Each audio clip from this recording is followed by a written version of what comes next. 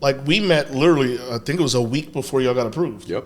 We were at the event, and it was like we chopped it up, talked, exchanged information. Then like it was like the next week, I got the y'all were in that, and it was like, oh shit, they just got the, you know. Yeah. How was that feeling? Trust me, we know after 18 months of work, you're like. So it's a funny story, right? So we're all together and we're actually having a meeting with a processor. Because even though we didn't get awarded, we're not stopping. And we knew if we weren't going to get awarded with card, I would go with social equity, right? Being Latino, Hispanic, and having the felony and having the conviction, I would have still went for social equity. So we knew if we didn't get in, we were still pushing Yeah, for you it. can flip it a different So we way. were having meetings, and that specific day, all of my partners were together, our families were in our house, one of the processors was there, and we all get the email, right? Because we're all linked. So we all get the email, and we're like, tears, cheering, check this out. The OCM sends another email they're like, please disregard the first email. Oh, shit. Yo, bro, they fucked up the date. Oh, okay. So we didn't even know that. We just seen the confirmation. We didn't even look at the date. So we're like, oh, shut up. They sent another email, please disregard. So now we're all like what just happened? What the fuck just happened? Yeah, Exactly. yeah. And then they sent another email with the true date, and we were like, oh, so it was crazy. It was crazy. Me and Alyza had a weird one, too, where we thought we got our license, and it turned out we didn't. And someone else in Jersey had basically the exact same name as us, but was like ours is LLC and theirs was like incorporated or something at the end. So it was just that was the only difference in the name. So we're at shout out to 420 NJ Events, MCA, our boys Brendan. They were doing an event down in Atlantic City, and we're in the event. We're sitting in the back in the event. We had just went out for lunch, like the session broke for lunch. Yeah. So everyone's having lunch in this big building and all this stuff. And the list come out.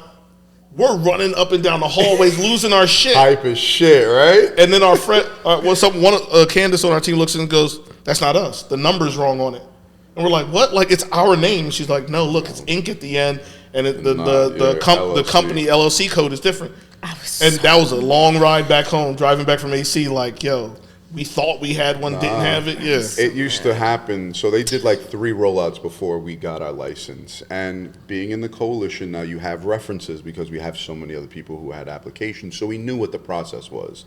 Like if the meeting was Friday, on Wednesday they send the email. Yeah. So us again, the network, we'd find out when the meeting was before it was being released. So around a week before we knew licenses, we'd all just be like, can't eat, we're depressed, we're like, and then it not being called, like it used to take a lot emotionally from us. Yeah. Like 3 rollouts from November till April when we got announced, like that's every crazy. Month was just so hard. Like I left my construction job to do this full time, making no money, because I couldn't balance the two. So I told you, when I came home from prison, I got into construction, and I worked it till I became a safety manager. And then I opened a safety consulting company, and I started doing my own shit. And then I went back to work as a superintendent for a concrete company. I was running like 5 jobs. That's how I know 49 Fisk. Shout out to Capstone Construction. My man Shane and them, they do great work. So that's how I was doing. I was running 5 jobs. I had like 130 people under me. And I couldn't go to the events. I couldn't go to Albany. I couldn't meet and network. And I quickly learned in this industry, it's all about networking, right? It's all about showing your face. Absolutely. And being. Yes. So I left working a full-time, like I was making a good salary. And I left that to work cannabis and not make anything. And my wife looked at me, and again, having a good support, right? My wife was like, babe, if you think we're, like I believe in you. All jokes aside, bro, with kids and all, how, man. Wow. My wife was like, I believe, I know what you're going to do is going to work. So I left my job, and I was doing small odds and ends safety consulting, doing classes. I got into that more, like teaching, and it's been a journey, man. Like Alyza did the same come the beginning of this year. She left her career to for the same reason, to be able to put more time into it. Because it's mad event. I can't make it to a lot of the events because I'm still working full time in the cannabis industry. Yeah. So it's like trying to maintain contacts on the MSO side, then her do the other half. Yeah. Maintaining all the contacts in this process. Yeah, it gets overwhelming. It does. Real quick, especially Well, New York also, because obviously it's a way bigger state, and having to drive up to Albany and all that back and forth. Yeah. And that's the thing, there are a lot of, we think about New York State, you think about New York City, but this card process was the whole state, right? And so many people were affected. We have Buffalo, Syracuse, Rochester, and then those other little towns that people were, let's keep it real. A lot of cats from upstate New York were growing. I remember always going to prison. The white boys always told me they grew. Always. White boys always told me they grew. All of them grow. So that was a culture within itself. So it was big, man. And I used to work for a cannabis company in upstate New York. Mm-hmm. Every person on my team was a home grower. Everyone that worked in the building was like, I grow this at home. They're sending pictures. Look at what I grow at home. What I do, Yeah, it's like everyone was a home grower. So that's definitely part of it up there. Is just have land and grow weed on it or in the basement. They're not really on it like that up there from I guess you could say from a police standpoint. It's just is what it is. Until you got big enough where like they realized there was so much energy being pulled that they had That's I tell us like they pull up who's using the most electricity on this block. Exactly how they do it. They come with the helicopters with the infrared and they see where the heat signals are and they're like, oh, that house. Yeah. I know who has all the lights in the basement. Yeah. Absolutely. So you go into construction. Tell me about that transition from the last time in prison to when I get out, I'm going to do something. Because when you got out, cannabis wasn't a conversation yet. No, absolutely not. What made you say construction? I always worked construction. Okay. And I always fucked it up, to be honest with you. Because construction is a job that people with felonies always can get. Yeah. I'm from Queens. There was in a borough coalition from Sufton in Jamaica. So we used to I was part of a coalition as kids. They would go and shape jobs and you'd stand in front of the roadway so the trucks don't come in. And so I was always part of that revolution, even with the coalition. If you're building construction on a neighborhood, that means 5 people from our neighborhood need to be on this job. And the coalition, literally, we would stand in front of the job sites and not let anybody in. And until those guys were like, hey, we'll take 2 of you. Come over here, And again, me being different, I always kept jobs, but I always lost them. I'd get a couple checks, I'd go buy drugs. No, because I'm a hustler. So you get a little bit of a check. I'm working 40 hours a week. I can buy a couple pounds. You got to flip it. Yeah. So I always fucked construction up. So when I came home this time, I knew I couldn't fuck it up. I had to make this my career. Right. So I just ran with it. Okay. And again, a guy named Mike Fitzpatrick, he was on a job at 125 Greenwich, which is across the street from the Trade Center. And he was an older white guy from Staten Island. He was a 6A, which is a concrete labor retiree. And he was the safety manager. It was an 82-story building. I was doing the windows. And I went to him. I'm like, Mike, what do you do? He's like, I'm the safety manager. I'm like, how do you become that? He's like, well, you do this, you do that. I said, Mike, how much do you make? That was the question. Mike, how much do you make? And if I tell you, you wouldn't even believe me. 1 year with overtime, he did like $450,000. What? Working I'm construction. I'm in the wrong industry. You got to figure site safety managers, site safety coordinators. They make $72 an hour, $80 all the certifications. I have over 500 hours of construction safety certification training. So what I did was I sat with him for lunch every day. I didn't go out, I didn't shit, and I got game, homie. Yeah. Just like being in the yard when you see the OGs. Are you serious? I swear to you not. You just sat with him every lunch. Day? Every lunch. He'd give me an espresso or biscotti. He was an Italian guy. He'd give me espresso or biscotti, and I'd ask him questions. What's an OSHA 500? Or how do you become a trainer? How do you do this? How do you do that? And then I would take my money and I'd put 150, 200 every week. And when I was able to buy a certification, I did. Or I got with my company and I asked my supervisor, I heard there's this certification. Can you guys pay for it to take it out of my check? And I just ran with it. Listen, that in terms of talking about being a leader, right? That's really a part of that because that's just personal growth, right? Obsess with figuring out how to be better, how to become the best at this craft and go to the highest level with it. So tell me about how you actually then became one. You got the game from him. Now, how'd you apply it? Every month I was going classes. At one point I used to have, my wife used to call it a purse, a man purse. I used to have a zip-up wallet we used to open. I used to have 30 different certifications. I used to go to the FDNY at 9 Metro Tech, take all the fire certifications. Take everything, yeah. I'm a construction site fire safety manager. I'm a site safety coordinator. I'm an OSHA 500 instructor. I'm an insurance auditor. I have gasoline training supervisor to do temporary heating in construction. I'm a 32-hour rigging supervisor, 32-hour suspended scaffold supervisor, 32-hour supported scaffold supervisor. I could train for forklift, I can train for flagging, I can train for all that. Yeah. So literally every day I got I got to do all this shit. Everything. For real. Well, then it's like you can't be denied enough. You can't be denied. Yeah. It's like I got that. But also, like I told you, I got denied. Like OSHA denied me originally to take a class called a test called the CHST, Construction Health and Safety Technician. It's through the Board of Certified Safety Professionals. It's a nationally recognized license. They denied me to take the test because of ethical background. Because of ethical. My rap sheet is crazy. Nah, for real. For real. Nah, like I was a security risk group with the gang stuff. Like I have a lot of drug felonies. I have a lot of car license suspensions. So when you see my rap sheet before, you're like, no way in hell, When you see my rap sheet before you actually get to meet me, it's like, oh, guys, hell no, you know? So I was able, again, God is good, I was able to like save money and have a lawyer who's a friend, because when I was in the game, I had a lawyer on retainer, and when I transformed, he was like, yo, he'll always support me. So I appealed a lot of the decisions and won. And now that's the ability to train other people and show them, hey, listen, this is what you do. This is how you get everything. Now you got to give everybody else on a game. Yep. You know? Yep.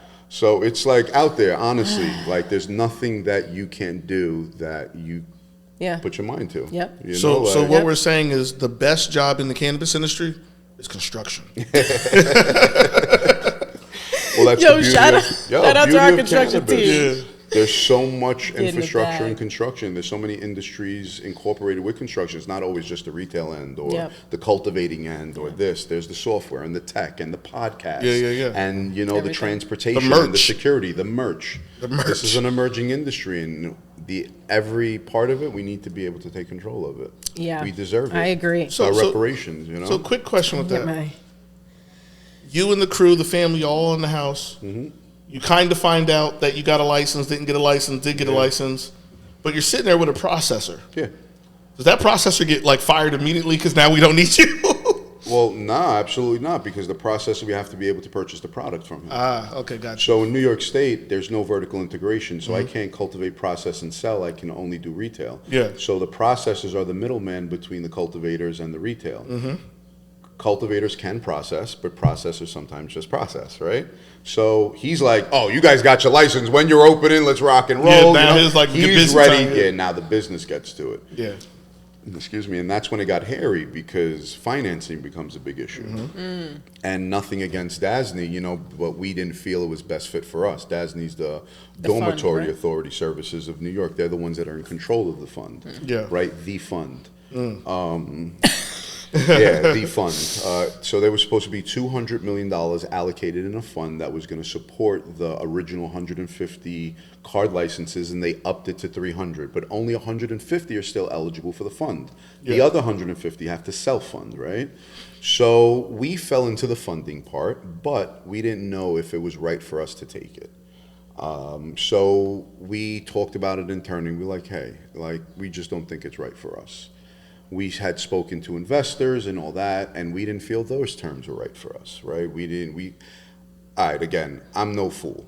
I'm not going to have a guy with a suit play me and hit me over like Boo Boo the Fool, right? Yeah. Like, and this is what these guys were trying to do. They thought the fancy watches and the suits were going to like, $1 million. Like, I know what I'm worth, and I know what I bring to the table, so I'm not going to sell my equity to you for peanuts. Thank goodness, because some people out here have taken crazy deals. And that's when it's one thing I advocate to all the card applicants or all the card licensees is like, know your worth, man. Yeah. You know, like, don't let these guys tell you New York's uninvestable, because that's what they say. Yeah. I've been to these events with the investors come from Washington and Colorado and Arizona, and what they say about New York, it's uninvestable, the gray market, the OCM, the this, the that. That's only a ploy to get you down to the lowest bottom number. It's to push your valuation. Exactly. Yeah. So we decided to find a small location, 1,400 square foot. We're going to do 3 POSs. We're going to staff it with friends and family and some people from the local community, and we self-funded. Yeah. You know, good thing about it is a lot of people believed in me, right? Like, so I had people that were willing to help me. and are doing it self-fund, man. That's Bootstrapping it, grassroots. That's the best way. That's how we did it too, yeah. Yep. And just talking about like the people that these fucking deals, equity deals, people like in like the going one in Jersey. You know, I was talking to a dude from the Jersey CRC, and he was basically like, all these people had these 2-year deals. So, you know, it comes out, you get the license, you open up, it's your company, and your financier, you know, is just going to buy you out in 2 years, and you're going to have nothing. And it's just like that's wild to go through. It's a 2-year process that you're only going to own for 2 years. It doesn't make sense. But let me tell you the truth. That, listen, everybody has their own end game, right? Sure. I have my end game, but I'm also not in the end game part now. Right? This is just the beginning. Right. Yeah. So everybody should have an exit strategy. True. But to sell your equity for so cheap and have somebody create the exit strategy for you that you're not going to get the benefit from. To be not in control of your exit strategy. Yeah. That's really what it is. It's okay to have an exit strategy. It's okay to be wanting to exit. Yeah. But be in control of that. Exactly. You know, don't have someone tell you your exit. Hey, I'm going to give you this and you're out now. It's like, well, hold up, fam. Like, I just bought a new car. I just got a house. We just went on a vacation and now, I'm out now. I think some people do see it as sort of like a lick, right? They're like, I could just flip this license, or I'll take the bag that they're going to get me. I didn't have no other bag before, so this is better than nothing. But I feel like I'm with you, though. Like, this could really change your life. You should really think this through more. Yeah. But it's not a quick lick. That's my point.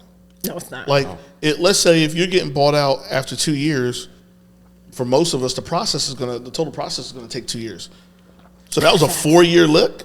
Like, that's like a big chunk of time to be like, yo, this is just a lick. Right. Nah, fam, I need to own something at the end of this. Right. Or like listen, come in 5 years, come buy us out for many millions of dollars. That's the lick I'm with. Like, that's it. That's the only lick. Oh my God, we're gonna be so expensive. Yeah. Because this is a lot. But this is how you create intergenerational wealth. Everybody throws this term, and everybody loves to throw it around, intergenerational wealth. You don't get it by having an investor take 40% of your business on peanuts. Yeah. You don't have it by a franchise model where you got to pay back a crazy debt. Like, you don't have it these ways. Yep. The only way to do it is to keep it to yourself. Well, like the investing, like, you know, do it from grassroots, do it from home, and really make it. You know, my daughter literally refers to the dispensary as that business you're doing to make me rich, Daddy. That's what it's called. The business that you're doing to make me rich, Daddy. Literally, because she'll be like even this morning, it's like I got up, cooked the kids breakfast, they straight, you know, I hop in the shower, start getting ready, and she's like, my daughter's looking at me like, where are you going? Yeah, it's like I got to go work. And she's like, the business you do to make, because that's how I refer to it. It's like, yo, you want to be rich someday? She's like, yeah, I'm doing this so you can be rich someday. I want them to be wealthy. I want your kids to be able to live just like those other people do. Yeah. They create these lineages where you're able to change the trajectory, not only of your kids, but your kids' kids and their kids. Yeah. And you know how many lives we can touch that way and how much we can actually change within our communities if we do this? Absolutely. And that's why it's so important to do it from ourselves and not allow these people to come in and buy us out. Because we have the ability right now in this industry to change our communities firsthand. Absolutely. Yep. You know what I'm saying? Yep. And the complexion of what, not even wealth, but just the complexion of what living a good, sustainable, let's say upper middle class life looks like in our neighborhoods, right? Yeah. Exactly. So it's like, why does the black neighborhood have to be the bad neighborhood or the poorer section of town, right? It's like that, you know, on the track across the tracks, right? On the other side of the tracks. And it's like, yeah, no, this side could be nice too. This could be, you know, like I'm originally from a black suburb. Like, it's not the best suburb, but it's a black suburb. It's people that left Trenton, Camden, Philly, and now live a suburban middle class life. That's dope. Yeah. Right? Like, I think changing the complexion of what neighborhoods look like, of how money is made, the turnover of the black and brown dollar within our communities, because we have the lowest amount of that out of any group in the U.S. Black and brown dollars do not flip within their community; they immediately go out to white companies. Yep, and that's just, you know, we got to change that. This is a lot of work too. This is a lot of work because, I mean, it's from an energy perspective, it's exhausting. Yes. From a financial perspective, every bill starts at 5,000 to 10, like 10. Yeah. Every quote starts there. I'm like, every quote's in thousands. Listen, I'm taking my life savings. I told you, I came home, I worked hard. My life savings is going to this business. So we always ask guests, give us an estimate of how much you think this entire process costs. I don't mean to start open the dispensary. I mean to just shoot the shot to get the license, all the people you hire. What's your... All right, so again, networking is big, right? Our license for card was $2,000. My lawyer became more of a mentor. Like, shout out to Wei Hu from MRTA Law. Yep. He became more of like a friend mentor. So my lawyer cost me less than $6,000, $7,000. That's great. But he believed in us. He knew my story. He knew like we were going to be able to get one. So again, network. Try to find people that are willing to help, because we are social equity and we don't have those big funds behind us. Yeah. Build out is another story. Build out gets expensive. That's where the big hundreds of thousands of dollars come from. But I honestly feel if you go out and you make a presence and you have a story that needs to be heard, because the honest truth matter, like, this is all fun and dandy, the podcast, Jeremy's talking about his story, but there are thousands of other people that have worse stories than mine and have been through more atrocities and more persecutions than I will ever go through. So it's the story. We need to be able to show people, like, everything that we watch on these shows and you feel bad for, like, these are real people's lives, man. Yep. Like these fictional books that people read, like, some people are really living through these things. Yeah, it's not fiction for them. So we have to be out there and say, hey, there are philanthropists and there are companies that want to give back. You got to go out and network. Yeah. Find a lawyer that's willing to believe in you. Find a lawyer that knows your story. Find a crew of people around you that believe in where you want to go. I think that's the same for us. Like, we built our tribe. We have our tribe, which is us and our investors. Shout out to the team. Then we also have our tribe, which is like our architect, our GC. Architect's dope. He's really cool, man. Our expediter. Like, we have, when we're on our meeting, and it's that whole crew, and it's like, all right, so how do we do this, and how can we do this? And it's a teamwork. But check this out, even between us, right? I had reached out to you. I was looking for an architect and design. You hit me back with yours, and we started talking. It's getting to know people and like. Even me being here, we met at MJ Unpacked. We went to the after. You meet people, you gain friends. Strangers become friends, friends become family. Yeah. And then you take it. You can't give up. Like, if you really want to change and you really want to do something different, you got to go out there and get it. Because like I tell people, ain't nobody gonna write you $1 million check and just say, here, do your dream. You have to want and go out there and get it and hustle and grind and. Fight for it. Yep. Because nothing comes easy. We're being yelled at by Jalen, the producer. Oh. Because we haven't gone into You Don't Know Jack yet. He's disrespectful. You know how it is when we have really great stories. We always want to be able to share and talk to them. All right, so You Don't Know Jack. Boom. Did you send me anything? Oh, you put him up there. What A word describes I should vet these before I say them out loud. I'm nervous about what I'm about to say because I didn't even read it. What A word describes the process of growing plants, such as cannabis, in an air-based environment? Oh, I know what he's saying. He's saying A word because it's agronomy. It's actually a word that starts with A. That's what he's saying. I would have never got that. Agronomist, yeah. This is light work. Come on, come better. No, that's wrong. Whatever the fuck you just threw on the board is wrong. It's not aeroponics. What? He's trying to get me. I be having to correct him. Chat GPT cannot answer everything when a nigga really work in the industry. Like, it's a literal degree called agronomy. Okay, talk that shit, Corey. I don't care what Chat GPT told you, motherfucker. Google told me the answer. Google told me it's aeroponics. No, it's not. It's not. It is not. Yeah. Oh my goodness. All right. What highly flammable hydrocarbon solvent can be passed through an extraction tube filled with cannabis to produce a sticky liquid known as honey oil? It's multiple.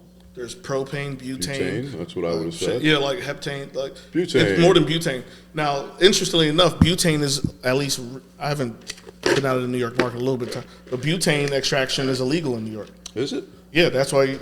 So they got to figure something out. I know a lot of people solventless. A lot of processors totally solventless. You got to do solventless because in New York it leaves too much residue. You like concentrates? Like you do the concentrates? I don't fuck with the concentrates. Woo! So I'm definitely a flower person, but shout out to my team at my 9 to 5. We just released the first live rosin carts. Yes, live rosin carts. And them live rosin carts hit different. Yeah, I was done. I made her take a hit off. Done. It's if you feel it in your body. I feel you. You take that hit and you be like, all right. Get the Holy Spirit in you. I swear to God, I felt it through my soul. She used to like watch it go through her body. Oh, yeah, my boy, shout out to Dane.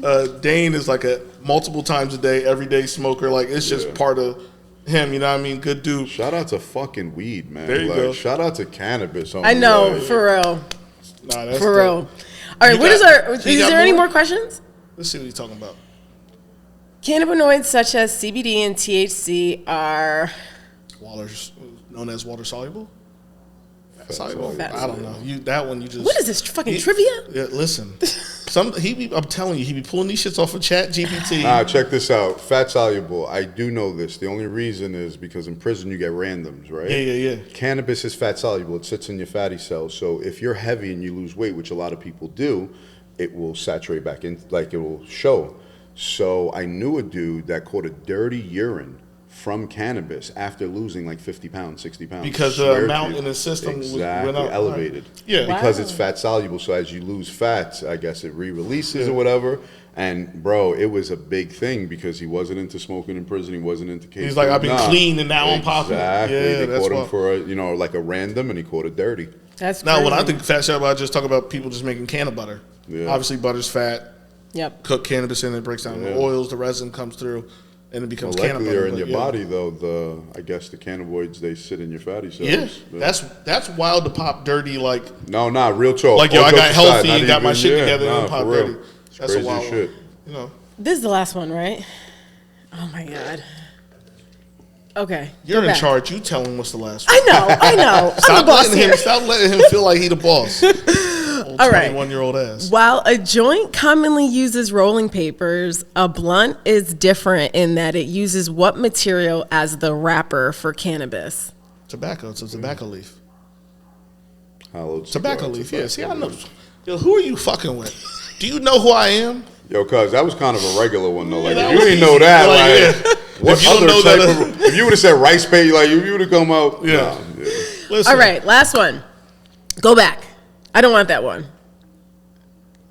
All right, maybe I do want that. We'll do both of them. It looked like it was all right. That looked like that was interesting. In March 2021, Governor Mario Cuomo signed legislation legalizing adult use recreational cannabis in what state? Obviously New York, but he only signed it because he was getting in trouble for elders dying from COVID. Yeah. Just big facts. Oh. Well, I'm saying cannabis was on the docket in New York for years. He kept promising he was going to make it legal, kept promising to make it legal, and he would just drag it on. And then when he got in trouble with the whole elderly people thing during COVID, all of a sudden to hopefully get back in everybody's good graces. Get your constituents. Yeah, he signed that. It didn't matter because then he had the other joint with the female, the lady. Yeah. So then he had to go. Yep. But his ploy to stay in the good graces and get that voting power was signing cannabis. I'm saying it's no different than Governor Murphy here in New Jersey. He ran on a pro-cannabis platform. Yeah, he did. And it still took him 3 years to actually do it. Hold on. We're wrapping this because I want to talk about something about this. It's been mad long. And so yesterday I had a talk that I did for Facebook. Shout out the Meta Leaders group. And New York is crazy. Like, what is happening with the black market, the gray? Every corner, bro. Every corner. It was out of control. Like, it's not. It wasn't even just the people that are selling on the side of the streets. It was like full-blown stores saying like full-blown retailers. We don't consider them people like myself don't consider them legacy. I call them the Opportunists, right? Ooh. There was a vacuum when you decriminalize cannabis and you don't create a regulatory system that controls how you now distribute cannabis. And it's not illegal to have. It's not illegal to have, right? You find ways to make money. And anybody who is a businessman, and especially is in the retail space, it was easy just to convert over. Yeah. But this isn't legacy, right? Like, these are just opportunists. And it's hard. I always promote like a buy legal and trying to get legacy to convert to legal. Because, like, I had an issue with my stepdaughter, 14 years old, buying an illegal vape in front of her high school because not only did they sell, sodas and they sold potato chips and they sold all the candies, but they also sold fucking weed, man. Wow. So this is how far it's now become. Yeah. That you allow them, and that's New York State issue. They should have controlled this. New York City should have controlled it a lot better than letting it get so out of control that now they're saying there's 1,300, 1,400. They don't have the manpower now that they let it get so bad. Is in, he's going to open his shop, Con Bud, in Delancey. He walked around 1,000-foot radius. He found 36 of them. What? I'm on 36th Street and Ditmars Boulevard. Shout out to Terp Rose opening before Labor Day, right? And I counted in my 1,000 feet, there was like 23, 24 of them. There's a lot. Where I was yesterday was around 34th Street, and right next to Madison Square Garden. Yeah. I was like, there are mad cops out here. Yeah. No one gives a fuck about what's happening. It's not worth the headache for them. But what headache? There's not real crime being committed. You have to really investigate the crime being committed because it's not illegal to trade. It's only illegal to get a cash, like a monetary equivalent of, for cannabis. Yeah. So unless you're spending the funding to actually send the cop to do the bust and buy, and then what are we recreating? We're recreating that stop and frisk and that mentality. Right. So it's a super, super thin ice, delicate situation. Yeah. Because I'm also not with reinstilling like this draconian policing, where they're just running down on us and doing busts and buys, because how does that turn the circle? So it's a very slippery slope because I personally don't support it. Yeah, like how are you gonna combat this? I'm going to interact with my community. Because like we were talking about investors, they feel like New York is not uninvestable, and that's a lot of the problem because they're saying the same thing. How are you gonna compete with this? Work with your community, right? There are a lot of people, there's a big demographic of people that will only buy legal, right? And if you give them an option to buy legal and you can provide similar quality products in a legal dispensary, I think you can turn 85% of their clientele base. Well, the quality is the thing. Like it comes down to two things: quality and price. Yeah. Legal cannabis is always going to cost a little bit more. You're paying a lot of taxes, a lot of bills. Right, testing, to do it the right way, the third-party testing, potency taxes that help all in the that process. A lot of But if you can have what's been the current black market in New York's quality, which most of that stuff is coming over from Cali and Colorado, Oklahoma, everywhere, bro. If you can get that quality, then you could do it. Yeah, because there's a lot of people like me. I'm not super big on not legally tested weed just because. The testing part of it, right? Yeah. Especially when you work in the industry and know like how bad it could go. Yep. If it's bad weed is bad. Yeah. Yeah. So it's like I'm big on that, but a lot of these places, a lot of the MSOs don't have the quality to compete with the street. Yeah, no, they don't. No, but again, in the streets, probably better than I do. Like you know how they're growing that shit out there. They're using expired pesticides. They're using illegal pesticides. Spraying them, mold, mites, all that. So if you really knew is the quality and being stoned that much better and knowing how your cannabis is actually grown, by having it cleaner, and sometimes that's what the education aspect is. Yeah. And that's why as a dispensary, as a staple of our community that's providing cannabis to our community, we need to be able to educate them a little bit and show them and have them see fit what they need. Cannabis isn't always just to smoke a joint and get stoned. I'm not 14 years old, I want it for certain things, and certain types of cannabis make me feel certain types of ways. So we need to identify that, and we need to be able to, again, it's like not holistically because we're not holistic providers, but we need to get in tune with our community, and that's what I think it is. Start giving them that option. How do you intend to get that education across? Partnering, and we have in the New York Hard Coalition, collaboration over competition. So it's just partnering with other like-minded people. My community board, shout out to Community Board 1 in Queens, Florence. She was super amazing when it came to getting us approved by our community board. They're very pro-cannabis, and they want to combat the illegals. They want to combat those fake, dispensaries. So she was very open-minded into hearing how we can collaboratively work to get the mission across. I'll be doing a job fair. I'm going to do it in my community and provide it specifically like for people who are affected, because we have projects in low income housing, so we want to be able to get the people from our community out, right? You just have to work. That's the way to do it. Yeah, no, that's the way you do it, man. That's the way to Shout out to the community leaders, councilmen and stuff that are actually pro-cannabis. Absolutely. Because that is, we have found out that is a big part of it. Absolutely. If your community actually really supports you. Shout out to Sheeta, NYC Cannabis, Commissioner Kevin Kim from the SBS. Like these are all agencies that are supporting cannabis and want to make sure, Deshita's doing her rounds, man. She in Cephalon and Brownsville and the projects, educating, the community. The cannabis czar. Yeah. I used to know her a long time ago. Super dope. Because of our fraternities and sororities. She's doing her thing. They gotta get that under control though. They gotta get that. They have to. They have to, because that's gonna. We're not gonna survive if they don't get it under control. Especially the other part is, let's say you were open right now today and you're trying to survive. Yeah. You're going against the illegal sales, day and day. That's missed sales for you. But the MSOs aren't even selling rec yet. Well, and when they get into it, then it's a whole nother thing. ROs have been activated, right? Oh, yeah. ROs were activated, and they'll be starting, I think it's December 29th of 2023. There's 10 ROs, 8 of them are ready. They're able to convert one of their facilities as long as they do like a separation between medical and recreational. So again, the New York Card Coalition's been working with Senator Jeremy Cooney and working on a bill where we're able to get something back from them. Yes, they're activated, but what the hell can we get from them, right? Yeah. So we're working on getting part of their buy-in because they have to give $5 million a piece by August. So that's $40 million. We're asking for $20 million of that to be allocated directly to card. We also want 3% of their sales, right, for 3 years be allocated into another account that'll help us, all the card licensees out of 300, on tax relief.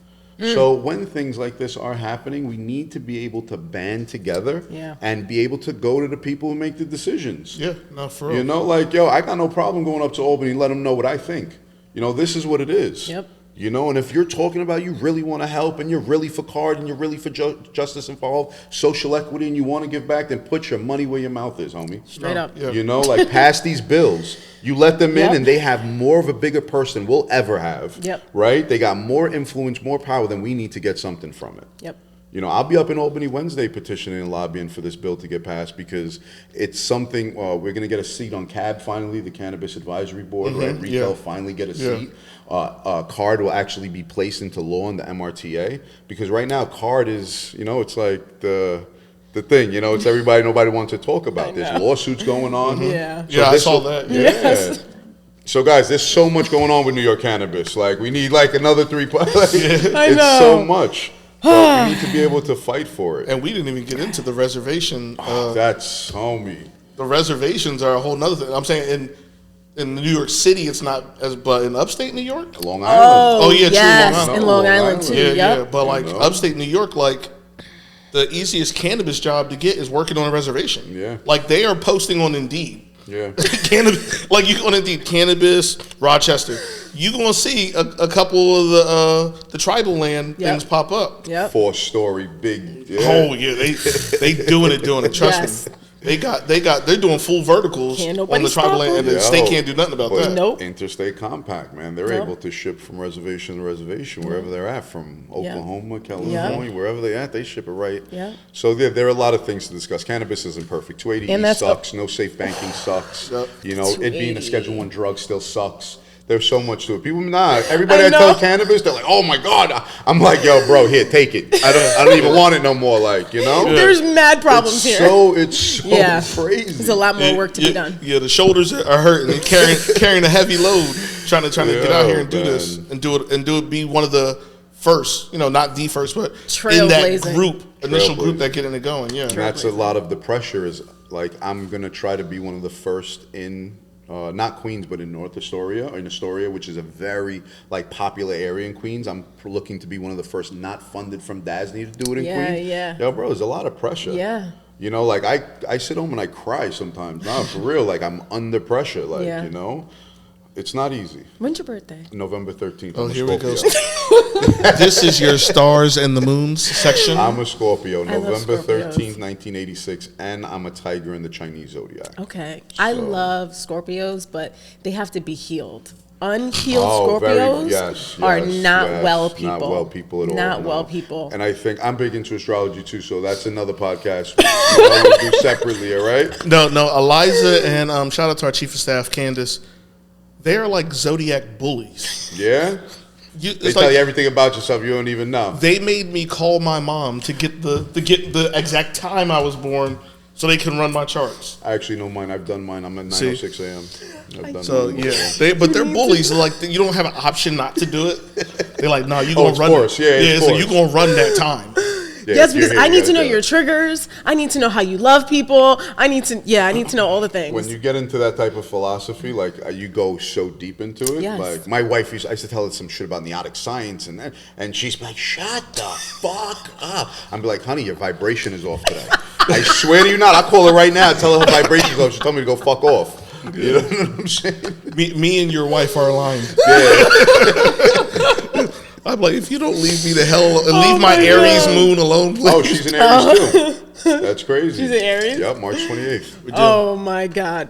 My wife is a Scorpio. I love them. But ones that are not healed, they're not well. They could be not nice people. So, but listen, bro, we appreciate you coming. This was a lot. Absolutely, I got y'all. Thank you. This was a lot. You have an incredible... You still owe me a trip to Astor Club. Let's do it, homie. We out. We got to come to the city. We got to... sliding through for that. Drag across the Hudson. Let's do it. I'm coming for that, and we're also coming for when you open, because this is going to be monumental. Please, yes. I will be putting out a job fair flyer that, again, it's tailored toward people north of Story, but it's not just tailored to that. I'd like everybody to come out. Okay. I want to see a community presence. And grand opening, I want to make it pretty big, man. Yeah. And same way here. When you guys are ready, I'll be here with bells and whistles. First sale if you let me. Yes. You know? Your IG for Terp Bros. Terpbros.nyc, so TERPBROS.NYC. LinkedIn is Jeremy Rivera, JEREMY, shout out to the New York Card Coalition. Yeah, that's what I was going to say. Shout anybody out. Shout out to New York Card Coalition. Shout out to my man Kaz from Conbud, Jason up in Flower City.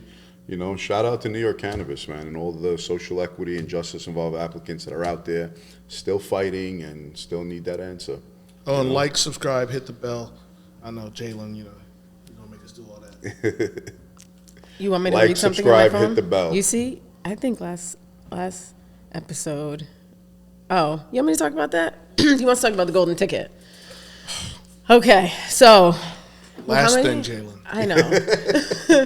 How many times? We were just about to close, too. I know we did the like, subscribe, hit the bell. We both said it. I thought that was it. But he's right. We do. So we're doing this promo for our opening, and it's called the Golden Ticket. If anybody's ever seen Willy Wonka and the Chocolate Factory, get the golden ticket, right? Try to open the chocolate. In this case, we're going to mail them out. So we have a portal on our website. Fill in your information, and we're going to send them out. It's completely anonymous. It's actually a scratch off. So it's not favoritism. Anybody, don't be mad if you can't get VIP. I don't know what to tell you. It's completely anonymous. So if you want to win, go to the website, put in your information. We're going to mail you out the tickets, and it'll be a scratch off. And a few of you will win the golden ticket, and some of you won't. But even if you don't win, we're still going to send everybody something.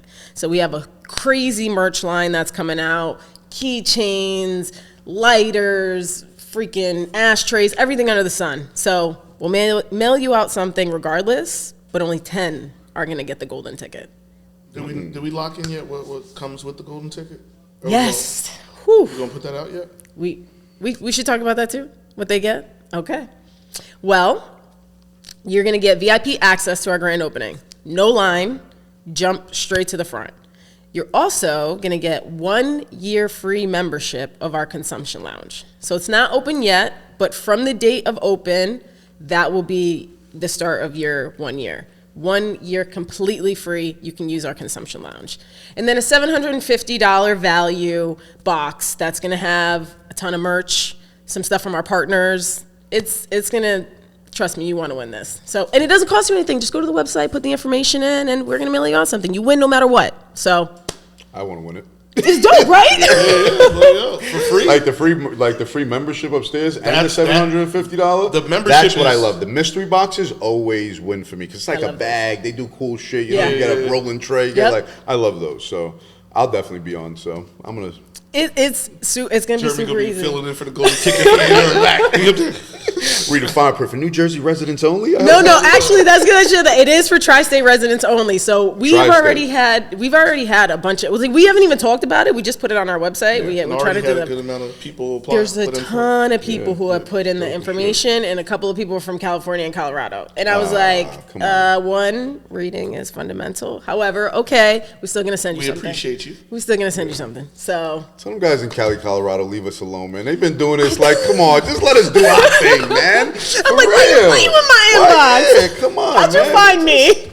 Well, they just do our thing. They're all in my inbox. Yep. Nonstop. They looking. But all right, so that's the golden ticket. Make it happen, Jeremy. I appreciate you, bro. Always. Peace. And to next time, we out. Still ain't got no outro.